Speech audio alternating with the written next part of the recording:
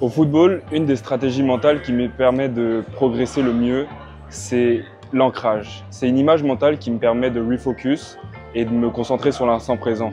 Je vais m'en servir après un gros jeu pour revenir à la réalité et pas être surémotif, ou après un bad play, justement pour refocus et avoir les meilleures performances possibles.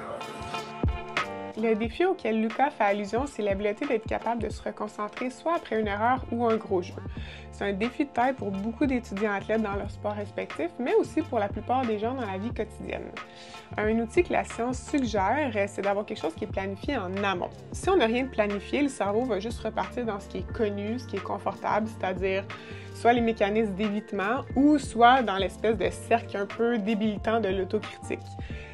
Qui, on sait, sont deux mécanismes en fait qui nous amènent au même résultat, c'est-à-dire l'émotion qui grossit, qui prend de l'ampleur dans notre cerveau et donc très difficile pour optimiser la performance. Les formes d'ancrage, ils peuvent être différents. Ça peut être une image, comme Lucas mentionne, mais ça peut être aussi un mot-clé, ça peut être un geste. L'idée, en fait, c'est juste d'avoir quelque chose qui est significatif pour toi puis de le mettre en pratique le plus souvent possible.